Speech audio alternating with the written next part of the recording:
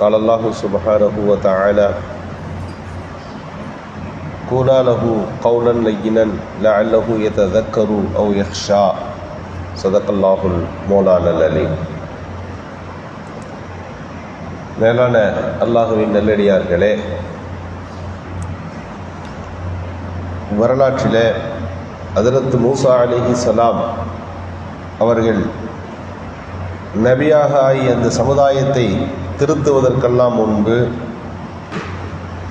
ஒரு நபி பிறக்கப் போகிறார் அப்படின்ற செய்தி கேட்டவுடனே ஃபிரௌன் அங்கே பிறந்த எல்லா குழந்தைகளையும், ஆண் குழந்தைகளையும் கொல்லத் தொடங்குகிறான். 1000க்கும் மேற்பட்ட குழந்தைகள் கொல்லப்பட்டார்கள்.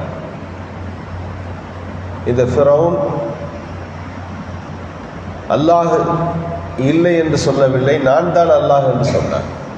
அனரபுக்கும் ஆலா, நான் தான் பெரிய இறைவன் என்று அவன் பிரகடனப்படுத்தினான். இந்த ஃபிரௌனை பார்த்துத்தான் இந்த ஃபிரௌனுக்கு அழைப்பு விடுப்பதற்கு ஹஜ்ரத் மூசா அலைஹிஸ்ஸலாம் அனுப்புகின்ற போதுதான் இந்த வார்த்தை வருகிறது, கூலாலஹு கௌலன் லய்யினன் லஅல்லஹு யததக்கரு யக்ஷா. ஹஜ்ரத் மூசா அலைஹிஸ்ஸலாம், ஹாரூன் அலைஹிஸ்ஸலாம் 2 பேரையும் அழைத்து அல்லாஹ் சொல்லுகின்றான், நீங்கள் 2 பேரும் போய் அவரிடத்தில், ஃபிரௌனிடத்தில் பேச வேண்டும். 1000 குழந்தைகளை கொன்றவன், தானே அல்லாஹ் என்று அறிவித்தவன், அல்லாஹ்விற்கு எதிராக வாழ்ந்தவன்.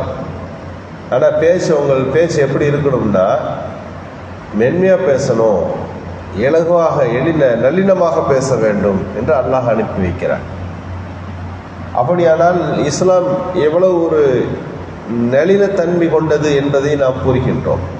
எதிர்க்கின்ற எதிரிகளிடத்தில் கூட நீங்கள் பேச்சு நயமானதாக இருக்க வேண்டும் என்று பேசுகிற போது, பொதுவாக ஒரு முஸ்லீம் இன்னொரு முஸ்லீம் இடத்திலோ, ஒரு முஸ்லீம் இன்னபிற மக்களிடத்திலோ தன் பேச்சுவார்த்தைகளை எப்படி அமைத்துக் கொள்ளுவார்? கூலு லின்னாசி ஹுஸ்னா, மக்களிடத்தில் நீங்கள் அழகானதை சொல்லுங்கள்.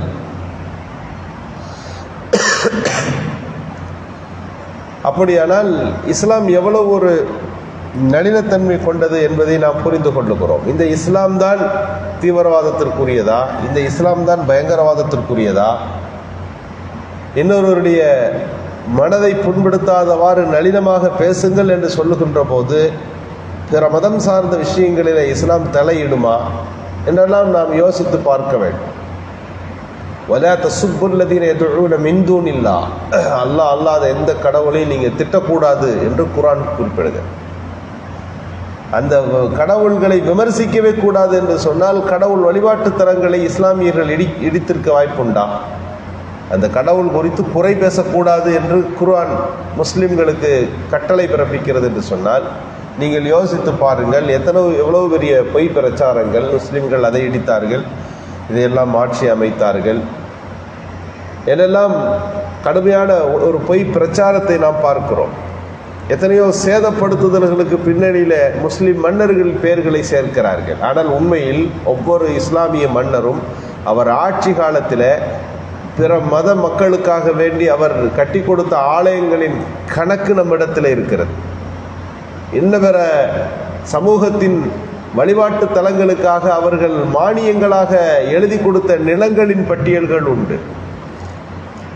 இஸ்லாம் அப்படித்தான் எல்லோரையும் அரவணைத்து வாழுகின்றது ஒரு பண்பை எந்த மக்களுக்கு மத்தியில் போதித்தது.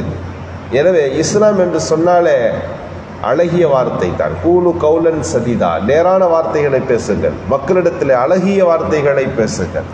நபிகள் நாயகம் ஸல்லல்லாஹு அலைஹி வஸல்லம் அவர்கள் தன்னை எதிர்க்கிற எதிரிகளிடத்திலும் அப்படித்தான் பேசினார்கள். இஸ்லாத்திற்கு எதிராக செயல்பட்டவர்களிடத்திலும் பெருமானாரின் பேச்சு அப்படித்தான் இருந்தது. எனவே இஸ்லாம் எந்த ஒரு நேரத்திலும் வன்முறையை ஆதரிக்கின்ற மார்க்கம் அல்ல, கடின தன்மை கொண்ட மார்க்கம் அல்ல. மக்களின் மனங்களை வென்றெடுப்பதற்கு அழகிய குணங்களைத்தான் முன்னிறுத்த சொல்லுகிறது. யோசித்து பாருங்கள், ரசூலுல்லாஹ் காலத்தில் இஸ்லாத்துக்குள்ளே வந்தவங்கெல்லாம் இல்லை மிரட்டி வருவதற்கு உள்ள ஆள்களா? ஹஜ்ரத் உமர் ரலியல்லாஹு யார் மிரட்ட முடியும்? ஹஜ்ரத் ஹம்ஸா ரலியல்லாஹு யார் மிரட்டி விட முடியும்? பல போர்க்களங்களில் வெற்றி வாகை சூடி நின்ற தளபதி ஹாலித் பின் வலீத் எப்படி இஸ்லாத்துக்குள்ளே வருகிறார்கள்? அமர் பின் ஆஸ் ரலியல்லாஹு நபிகள் ஸல்லல்லாஹு அலைஹி வஸல்லம் சொன்னார்கள், ஃபுத்திஹத்தில் மக்கத்து பி அஹ்லாக், மக்கா அழகிய நற்குணங்களால் வெற்றி கொண்டது என்று சொன்னார்கள். நற்குணம்தான் இஸ்லாத்தினுடைய அடிப்படை. இஸ்லாமிய பிரச்சாரம் வென்றதற்கு காரணம் வாள்முனைகளோ வேல்முனைகளோ அல்ல, எளிமையான அந்த பண்புகள் தான் அவர்களை இஸ்லாத்தின் பக்கம் வரவழைத்தது. ரசூலுல்லாஹ் மக்காவிலிருந்து மதீனாவுக்கு ஹிஜ்ரத் செய்யணும், போகணும்னு முடிவெடுத்துட்டாங்க. கடைசியாக ஒரு தடவை காபத்துல்லாவுக்குள்ளே போய் தொழுது விட்டு போகலாம்னு நினைக்கிறார்கள்.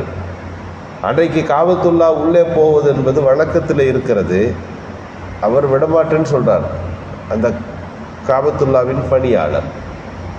ரசூலுல்லா ஒரே ஒரு தடவை உள்ளே போயிட்டு வரேன்னு சொல்கிறாங்க. அவர் விடுவதாக இல்லை. எப்போதும் ஊர்லேருந்து வந்தால் காபத்துல்லாவுக்கு வர்றது ரசூலுல்லாவுடைய வழக்கம். எங்கள் ஊருக்கு போகிறதா இருந்தாலும் காபத்துல்லாவுக்கு போயிட்டு தான் போவாங்க. இப்போ மிகப்பெரிய ஒரு ஹிஜ்ரத் பயணம், கடைசியாய் காபத்துல்லாவுக்குள்ளே பிரவேசிக்க வேண்டும் என்பது பெருமானாரின் ஆசை. முடியாதுன்ட்டார். உஸ்மான் மறுத்து விட்டார். ரசூலுல்லாஹி ஸல்லல்லாஹு அலைஹி வஸல்லம் கண்களில் கண்ணீர் சொரிய காபாவிலிருந்து விடை பெற்றார்கள். உங்களிலிருந்து நான் பிரிவது எனக்கு ரொம்ப வருத்தம் அளிக்கிறது என்று காபாவை பற்றி பேசினார்கள். இந்த மக்கள் மட்டும் என்னை விரட்டாமல் இருந்தால் இந்த மக்கா நகரத்திலிருந்து நான் போகவே மாட்டேன் என்றார்கள் ஸல்லல்லாஹு அலைஹி வஸல்லம். பேசிவிட்டு போகிறார்கள். சில ஆண்டுகளில் மக்கா வெற்றி கொள்ளப்படுகிறது. காபத்துல்லாவின் சாவி ரசூலுல்லாஹ் கைக்கு வந்துருச்சு. நபிகள் ஸல்லல்லாஹு அலைஹி வஸல்லம் உள்ளே வருகிறார்கள். காபத்துல்லாவுக்குள்ளே உள்ளே போகிறார்கள். அங்கே அதை சுத்தப்படுத்துகிறார்கள். எல்லாருக்கும் ஆசை வந்துச்சு. இது வரைக்கும் ஐயாமுல் ஜாஹிலியா, இப்போது இஸ்லாமிய ஆட்சி இங்கே வருகிறது. இஸ்லாமிய ஆட்சிக்கு கீழே இந்த சாவி யார் கையிலே தரப்படும்? எல்லோருக்கும் ஆசை. நபிகள் ஸல்லல்லாஹு அலைஹி வஸல்லம் இவ்வளவு காலமாக இந்த காபத்துல்லாவை பூட்டி இதை திறந்து இதற்கு பணி செய்து கொண்டிருந்த அந்த உஸ்மான் எங்கேன்னு கேட்டாங்க. அவர் பழைய ஞாபகம் அவருக்கு இருக்குது. ரசூலுல்லாவை ஒரு நாள் நைட்டில் உள்ளே வரேன்னு சொன்னப்போ உள்ளே வரக்கூடாதுன்னு விரட்டி விட்டோமே. இப்போ ஒட்டுமொத்த மக்காவுக்கும் அவர்கள் தான் அதிபதி. இப்போ என்ன நடக்க போகுதோன்னு ஒரு ஓரமாக நின்றுருக்கார். என்ன நடக்க போகுதுன்னு தெரியல. அவரை கூப்பிட்டாங்க ரசூலுல்லாஹ். பயந்து போய் அவர் வந்தார். நபிகள் ஸல்லல்லாஹு அலைஹி வஸல்லம் சொன்னார்கள், இந்த காபத்துல்லாவின் சாவி உங்கள் கையில் தான் இருக்கும். இதுவரை நீங்கள் பார்த்தீர்கள், இனியும் நீங்கள் தான் அதை பொறுப்பெடுத்துக் கொள்வீர்கள். ஏன்? உங்கள் தலைமுறை தான் இந்த காபத்துல்லாவின் சாவியை வைத்திருக்கும். எவ்வளோ பெரிய உத்தரவாதம்! இஸ்லாமிய ஆட்சி நடந்து இங்கே ஏற்பட்டு விட்டாலும் இதற்கு முன்பு என்ன இருந்ததோ அதுதான் நடக்கப் போகிறது. உங்களிடமிருந்து எனக்கு பிறகு யாராவது இந்த காபாவின் இந்த பராமரிப்பின் உரிமையை உங்களிடமிருந்து பறித்தால் அவர்கள் அநியாயக்காரர்கள். உங்களுக்கு தான் இந்த சாவி என்று அவர்கள் கையில் ஒப்படைத்தார்கள்.